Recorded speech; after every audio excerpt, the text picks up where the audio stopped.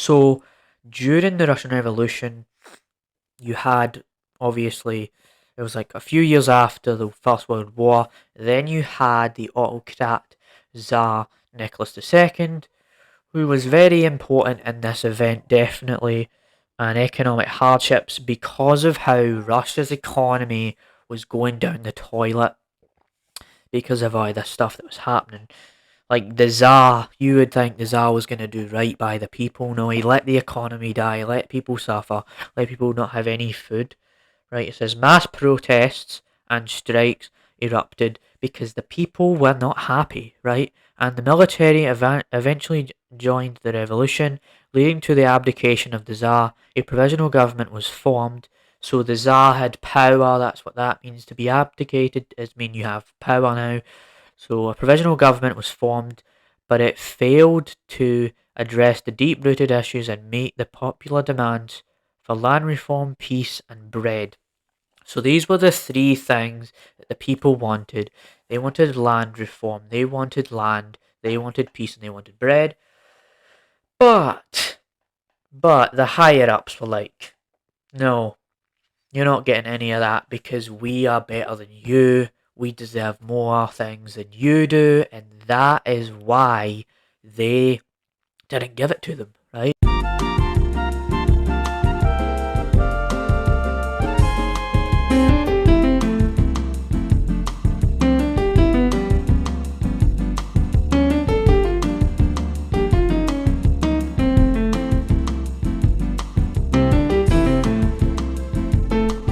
You are about to experience the James Rambling Show, hosted by James Patton.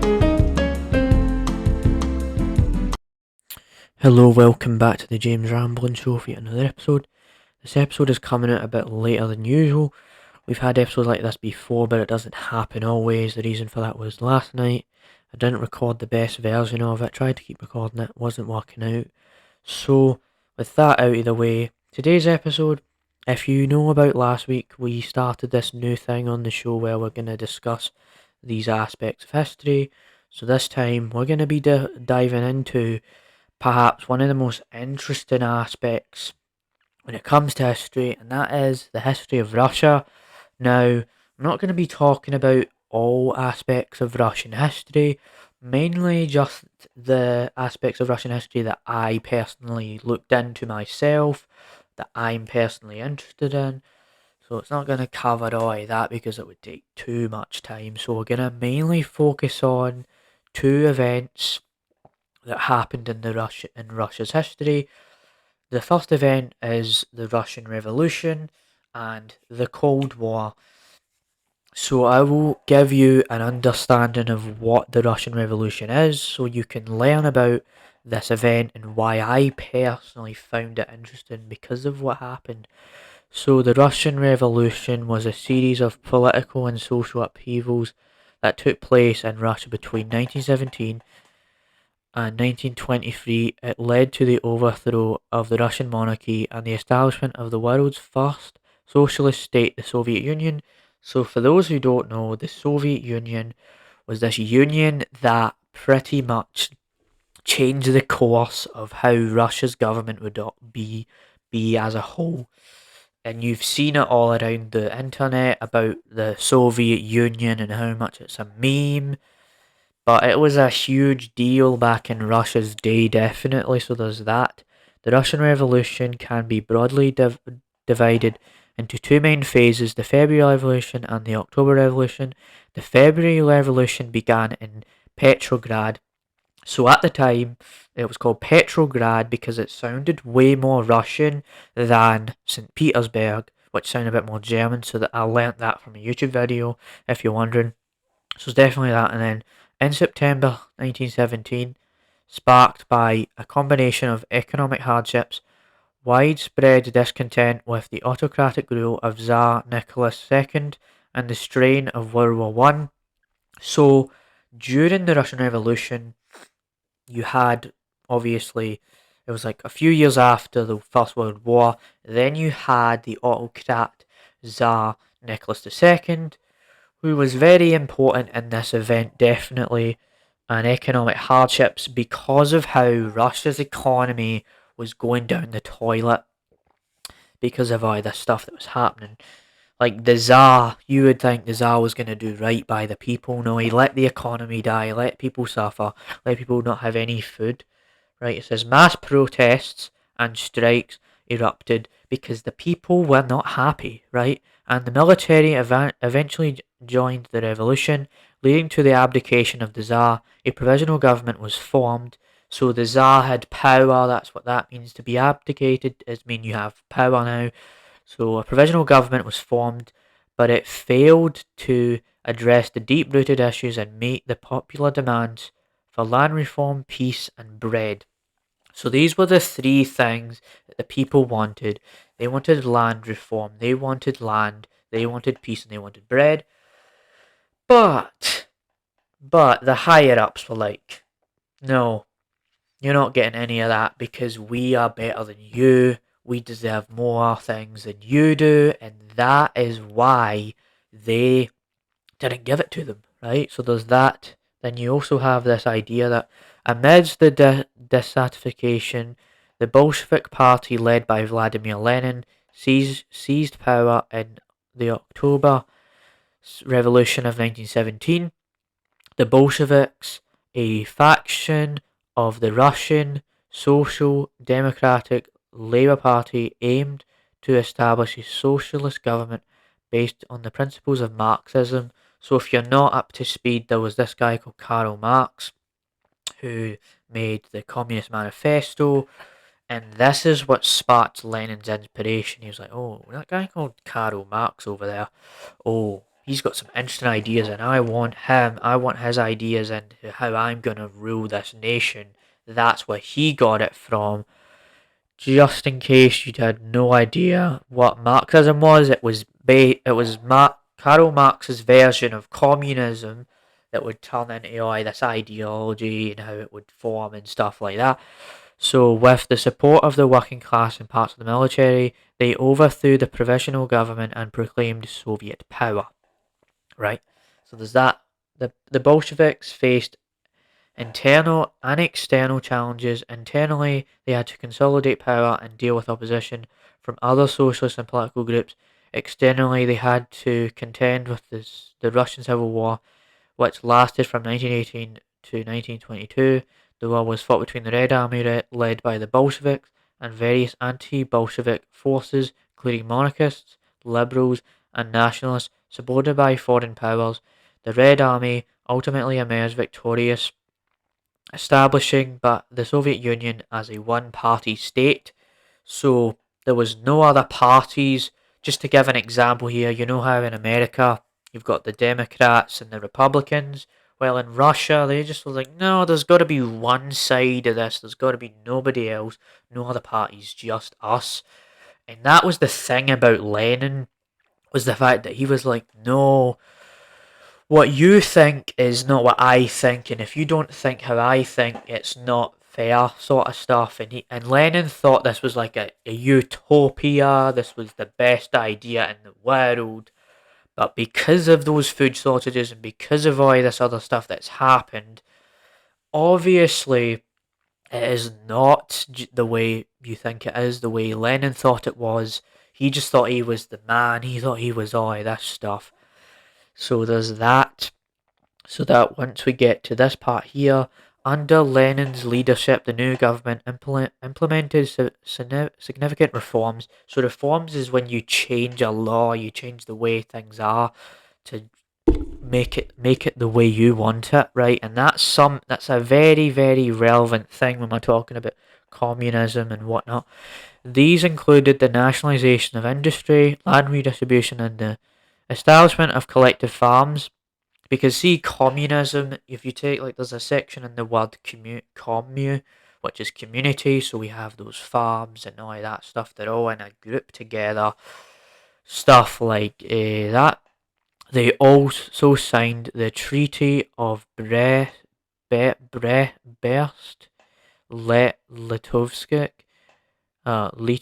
whatever, which ended Russia's involvement in World War One, but resulted in territorial losses. Lenin's government faced economic challenges, including famine.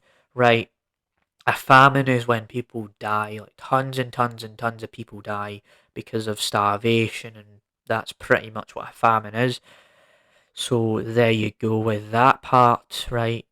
So we got the famine, right, which led to the implementation of the new economic policy (NEP) in 1921. So while this was all going down, Lenin thought this was the best idea in the world. Oh, I'm in charge of the Russian government. Oh, I'm doing this. Oh, I'm doing that. I'm so cool. Well, in 1914, Lenin died. It led to a power struggle within the Bolshevik Party, ultimately resulting in Joseph Stalin's rise to power. Stalin pursued a a policy of rapid industrialization and collectivization, right? They just wanted industry, so about you've got tons of factories and all of that, because beforehand it was all just agriculture. That's what the communist idea was wanted agriculture, wanted farms, wanted those collective group community farms. But now we want industry, and we want to go higher and higher and have more work and more production and more redistribution of wealth. So there we go, right? Resulting in the significant social and economic transformation, but also widespread repression and political purges, right?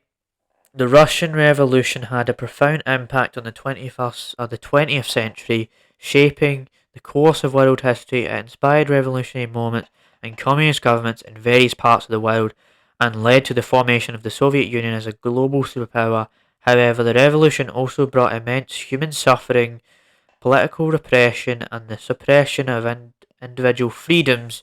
So you know how we've talked about freedom of speech and stuff like that before on the James Ramley show, about how, oh, you can't say it this way, you can't say it that way, and how Lenin was like, no, I hate whatever's not my opinion is not what it should be, and stuff like that. Well, this has been transcending all across history, and it's just interesting to see how this idea has just went all across history. We all want power, we don't care about the people. That's pretty much what's going on here, and that's the biggest takeaway from the Russian Revolution. It was all about power, it was all about me before the people. They say they're for the people, but are they really for the people because of what they've done here? So that was a very lengthy and deep dive into the Russian Revolution, which was, as you just learnt there, was this kicking off point for communism to pretty much take over the world with the USSR. And they mentioned it would influence other revolutions like the French Revolution. I don't know if we'll talk about much about French history, but so you have that right there. You have that revolution that happened in Russia. So that once we get to the Cold War, this is what the Cold War was. The Cold War was a period of geopolitical tension and ideological rivalry between the United States and the Soviet Union. Pretty much, from what I remember, this was dealing with capitalism versus communism. Alright, which lasted roughly from the end of World War II in 1945 to the early 1990s. So that is like 50. So, boy, that's a long time. That's like 45. Is that like 45 years, right? Like 1945 to 1990s. It's like 40 to 50 years anyway. It was characterized by a lack of direct military conflict between the two superpowers, but was marked by intense competition, proxy wars, and a nuclear arms race. The origins of the Cold War can be traced back to the end of World War II, when ideological difference between the United States advocating for capitalism and democracy. As you mentioned there, my idea was the fact that you had the Americans were like, oh, capitalism good, and then the Russians were like, no, we hate the Americans, we hate capitalism, all that. So this was this ongoing rivalry these two countries had, right? So you have that right there.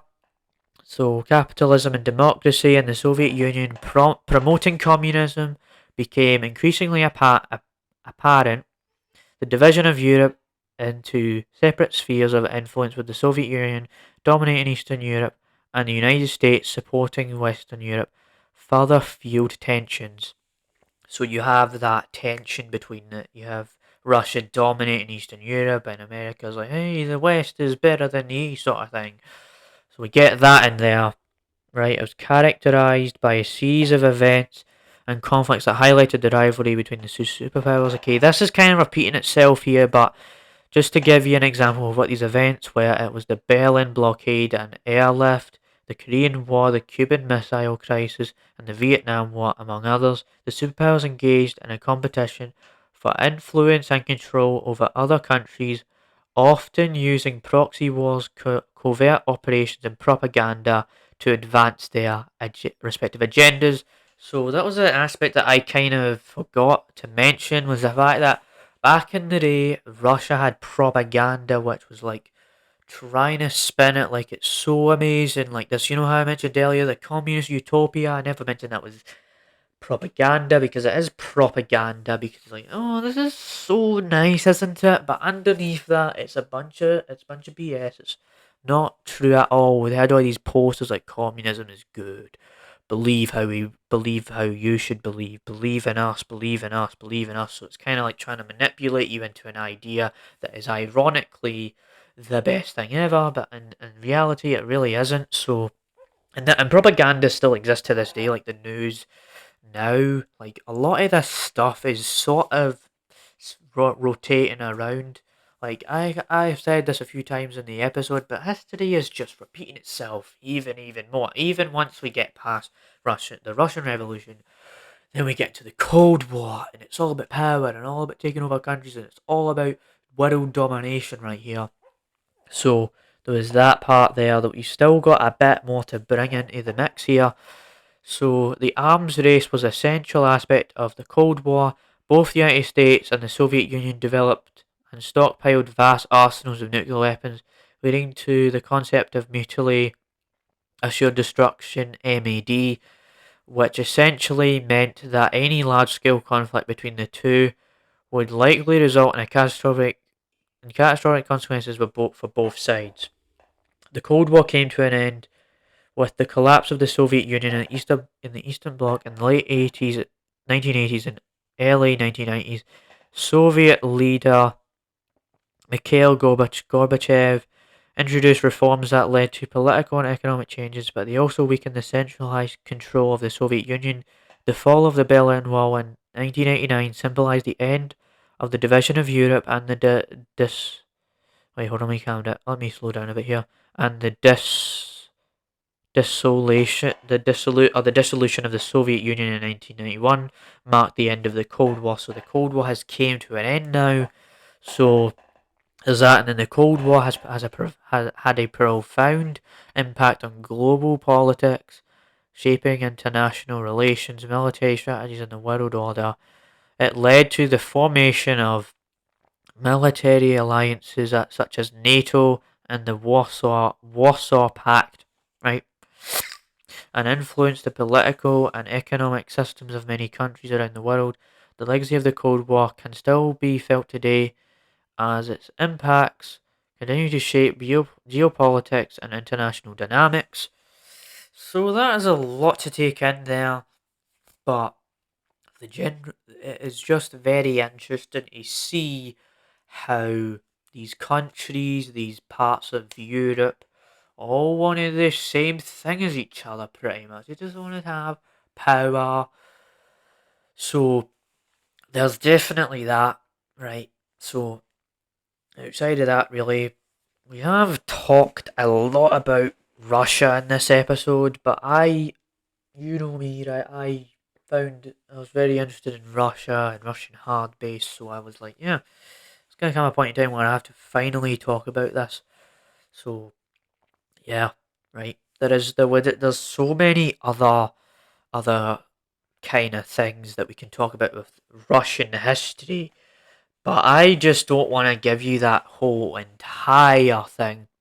So outside of that, I will wrap up the episode soon. I will mention the fact that this may or may not be the last edition in the history side of things, right?